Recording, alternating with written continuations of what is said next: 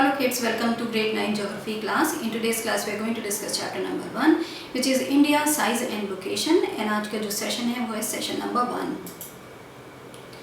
India is one of the ancient civilizations in the world. तो India जो है हमारा वो ancient जो civilization है वो सबसे ज़्यादा जो ancient है वो है civilization पूरी दुनिया में.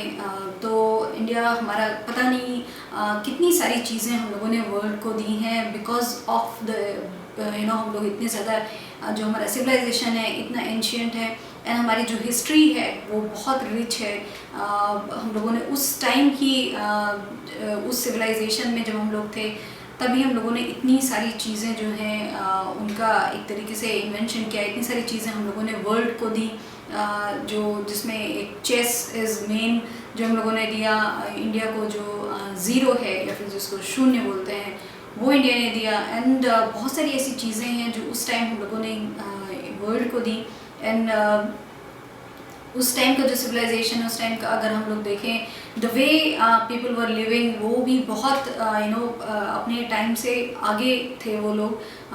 उन घरों को अगर हम लोग देखें the way we can see, हम लोग इस पिक्चर में देख सकते हैं कि किस तरीके से उस टाइम भी कितना अच्छा बनाया जबकि इतना पुराना सिविलाइजेशन है.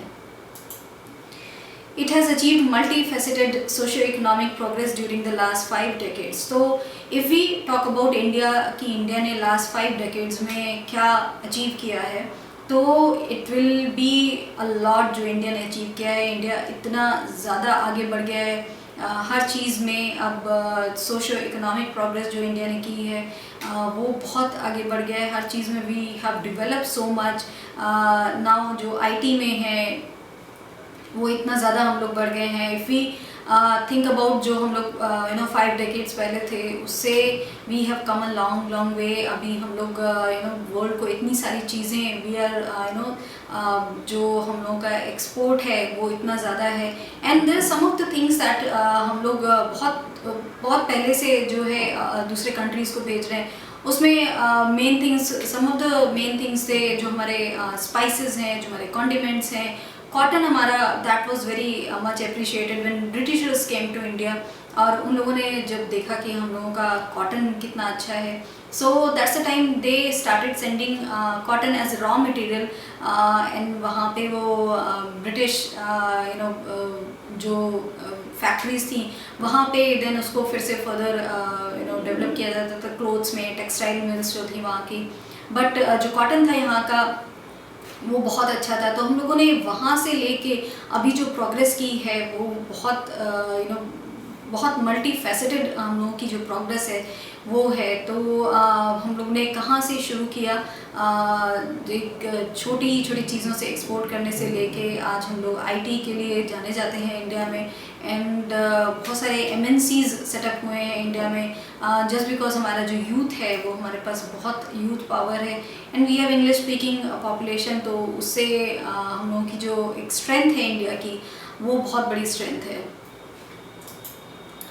It has moved forward displaying remarkable progress in the field of agriculture, industry, technology and overall economic development.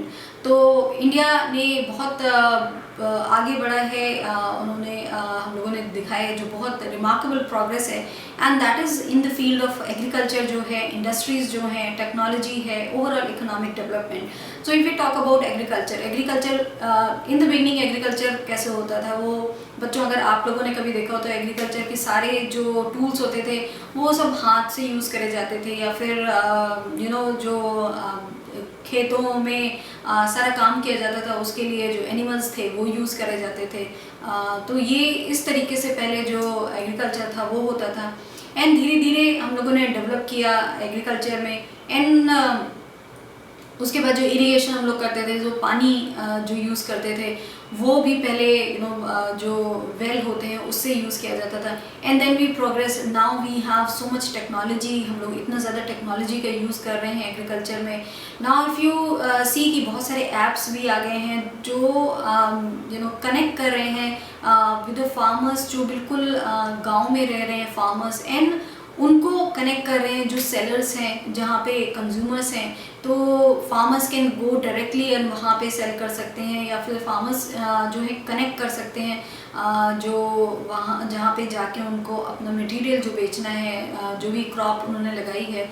सो हम लोग जहाँ हम लोगों को जो फार्मर्स रहते थे, they had no idea, and इतना एक्सप्लॉयटेशन होता था उनका, बिकॉज दे डिडंट नो कि उनको किस रेट में कहाँ पे क्या बेचना है।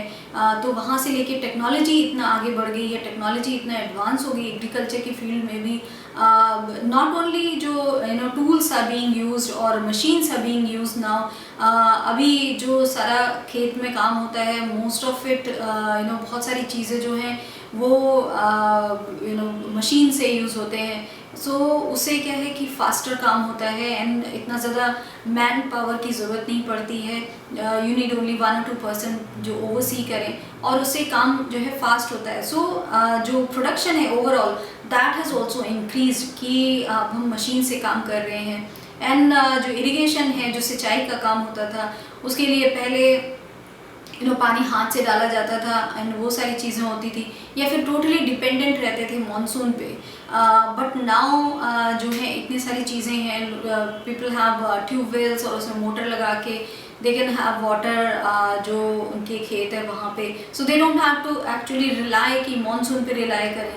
तो एग्रीकल्चर के फील्ड में बहुत ज़्यादा एडवांसमेंट है वो हुई है, एंड हमारा जो कंट्री है वो बेस्ड ऑन एग्रीकल्चर है। हमारे यहाँ पे बहुत सारे लोग जो एम्प्लॉयड हैं वो एग्रीकल्चर में हैं। तो हमारा कंट्री का जो जीडीपी है वो बहुत ज़्यादा डिपेंड करता है एग्रीकल्चर पे। सो दैट इज़ वाई जो एग्रीकल्चर में जो डेवलपमेंट हुआ है वो बहुत ज़रूरी था, and India has come a long way अगर हम लोग देखें एग्रीकल्चर के डेवलपमेंट में। इंडस्ट्रीज़ में जहाँ हम लोगों के पास बहुत कम इंडस्ट्रीज होती थी, now we are making everything, and जो भी हमारा प्रोडक्ट है वो वर्ल्ड क्लास प्रोडक्ट अब हम लोग बना रहे हैं। Be it anything like TV और एनी फूड आइटम्स।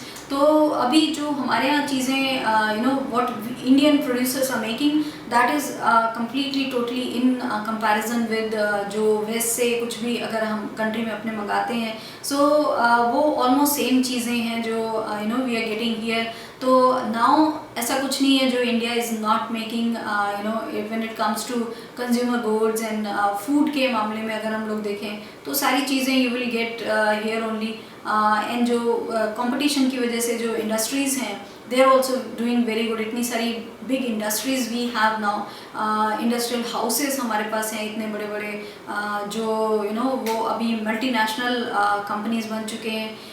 उनके अपने operations not only there in India बल्कि इंडिया से बाहर भी उनके ऑपरेशंस हैं।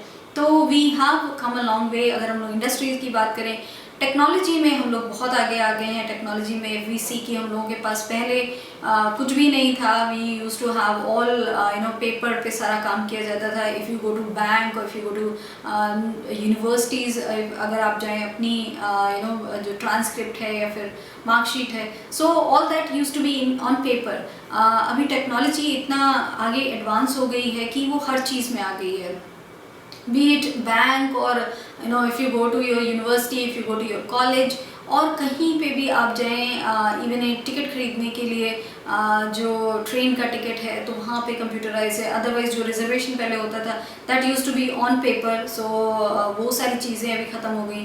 तो टेक्नोलॉजी बहुत एडवांस हो गई है, एंड टेक्नोलॉजी एडवांस हुई है। हमारे यहाँ जो कम्युनिकेशन है, टेलीकम्युनिकेशन, वो उसमें we have come up with 2G, then 3G, now we are having 4G। तो ये सारी जो चीज़ें हैं वो बहुत एडवांस है, एंड इन सब चीज़ों को लेके ही because all these were doing so good, so now जो हमारा इकोनॉमिक डेवलपमेंट है वो भी हम लोग बहुत अच्छी तरीके से हम लोगों ने वो डेवलप किया है। India has also contributed significantly to the making of world history. तो इंडिया ने जो वर्ल्ड हिस्ट्री है उसमें भी अपना एक कंट्रीब्यूशन जो है वो बहुत दिया है, because we have given a lot to the world. हम लोगों ने उनको ज़ीरो जो है वो हमारे यहाँ से गया, जो चेस का गेम है वो इंडिया ने दिया, and there are lot of things जो इंडिया ने वेस्ट को and the whole of the world को दी है।